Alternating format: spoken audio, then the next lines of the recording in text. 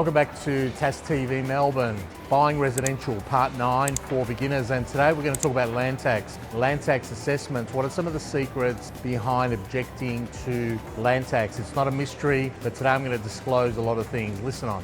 Now, if you live in Victoria and you own real estate, you're going to be paying property tax. At the federal level, when you sell real estate, you pay capital gains tax. At the local level, when you own real estate, you pay rates every year. And at the state level, then more than likely you're paying land tax. And land tax is what I want to talk about today. But it's important to know that when you get your rate notice, you'll see three values on your rate notice. You'll see capital improved value, site value, and net annual value. And I just want to quickly talk about these three values.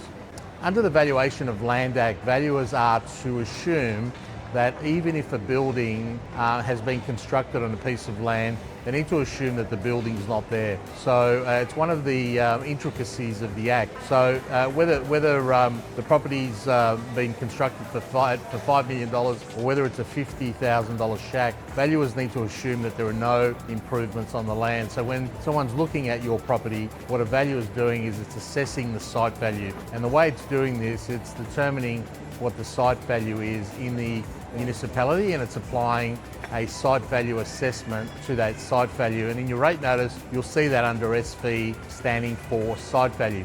The capital improved value is the site value plus the value of improvements.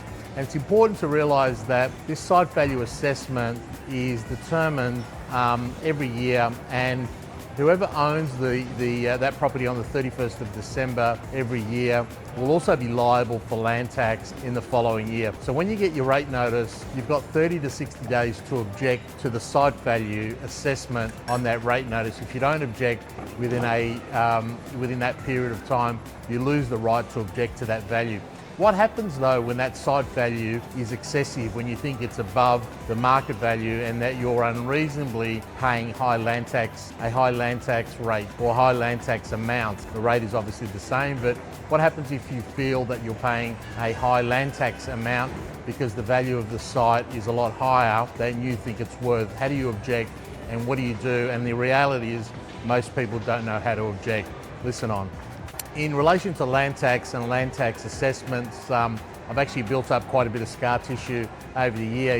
There's a famous case, Pattis versus Stonington Council, and it sort of reached the High Court.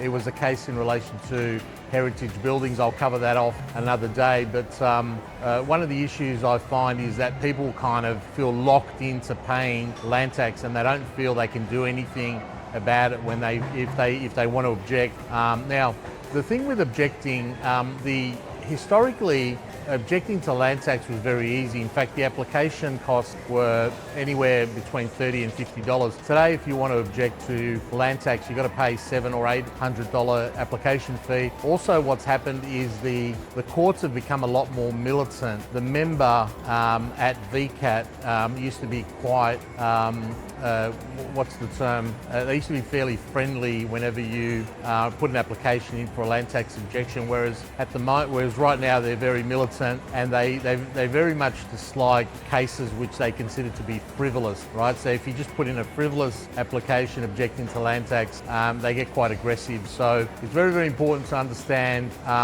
when and why you should object to a land tax assessment. And I just want to cover off on a couple of things you need to consider. And if you do want to object, I just want to go through the process that you need to take in order to object to a land tax assessment effectively. So once a value has been determined for your site, step number one is you need to determine whether that site value assessment is actually below, equal to, or higher than the market value. So let's assume you're living on a property where you believe the vacant lot of value of your property is $1 million. So if you believe that the market value of your site, your block of land, whether it has a house on it or not, let's assume that that parcel of land is worth $1 million. If your site value comes in at $800,000, well, it's not a good idea to object, right? Because it's come in in lower. And most councils usually ensure that the site value comes in lower than the market value. And the reason for that is they don't really want to be fighting you in court. Firstly, because they have to pay solicitors' fees, and secondly, they're really fighting on behalf of the state government. The state government is the body that earns land tax revenue, not the municipality, but the municipality wears the legal costs. So why would a local council want to fight a land tax assessment at VCAP? So what they do is they purposefully ensure that the site values come in below market value. So if it's coming below market value, if you're not sure what the market value of your site is, you should speak to a local agent or a valuer and determine if it's a vacant block. Obviously try and determine what the market value is. If it's not a vacant block, you need to try and determine what the notional value is, meaning that, assuming the building wasn't there, what would the site value be worth, right? So if the site value comes in below the market value, do nothing. If it comes in at market value, do nothing again, right? But if the site value comes in higher than what you think the market value is worth, so if if you feel your block's worth $700,000 and the site value comes in at $900,000, then, and especially if it's an investment property, you should object, right? If it's your principal place of residence, it doesn't really matter because you're not paying land tax anyway. But if it's an investment property, whether it be a shop, a factory, an office, a house, a townhouse, if your site is worth $700,000 and it comes in at $1 million, you should object. And let me explain how to do that. So if you've determined that the market value of your site is $700,000 and you want to contest the site value of $1 million, you've now got to come up with lots and lots of sales. And when I mean lots of sales, you've got to come up with between 3 and 5 sales in your municipality and postcode to support your view. Now often land sales are not readily available, right? So in order to find sites that are $700,000, for argument's sake, you'll need to either find a vacant site, which is similar size, and if it's not similar, you've got to adjust. Or what you need to do is you need to look for properties that are derelict. And if they're not derelict, properties which have a very limited or low improvement value. And often these are properties that are, maybe timber properties that have had termites through them, unrenovated properties that are unlivable, and that are close to having a zero value. So if you come across properties with a zero value, or even a value, let's say close to $50,000, then what you can do is you can make an assumption that this is land value. So if you come across 3 or 5 of those properties, put them on an Excel spreadsheet,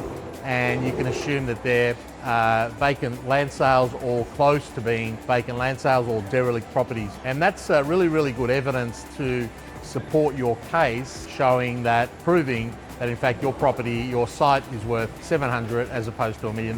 Now most of you won't have that problem. The issue will be more that your site's probably worth $500,000 or $600,000 and the site value is coming in at $800,000. But really the important thing is firstly to determine whether there's a difference between site value and market value. If the site value is above the market value, you then need to come up with comparable evidence to support your case. So step number 1, determine what the site value is and determine whether it's higher or lower or equal to the market value. If it's higher than the market value, you need to object. Step number 2, come up with comparable evidence to support your claim that in fact your property is lower than the site value assessment. Step number 3, you need to email the valuation department and confirm with them that you would like to object to the site value and that they need to send you out a form so that you can object to the site value. It's very, very important that you email the council. Do not call and do not visit the municipality. Email the valuation department and ask them to send you out a form so that you can object. That way it's time stamped and it's locked in. What you do straight away is you fill out the objection. Do not put in the comparable evidence yet. Fill out the objection and ask them a very, very simple question. Please provide me with the evidence to support your valuation. That's all you need to do. Please provide me with the evidence, the comparable sales evidence to support your valuation assessment of the site value. You don't need at this stage to provide them with the evidence. Now, sure, eventually you will need to provide it, but step number 3 is ask them to send you their matrix and their sales information that supports their claim that the site value is in fact what they've claimed. That's very, very important, because what we want to see is what are they looking at, what's under the bonnet that's actually determining that decision. Step number 4 is wait for them to send you back confirmation that they've received your email, and when you've sent the objection, wait for them to send you back confirmation that they've received your objection and that's been rubber stamped, okay? Now, step number 5 is if you're not happy with what they're telling you and you're not happy with the information they've given you to support their claim, what you'll then need to do is provide them with evidence, your evidence of the comparable evidence to support your valuation. So you can see what we're doing here.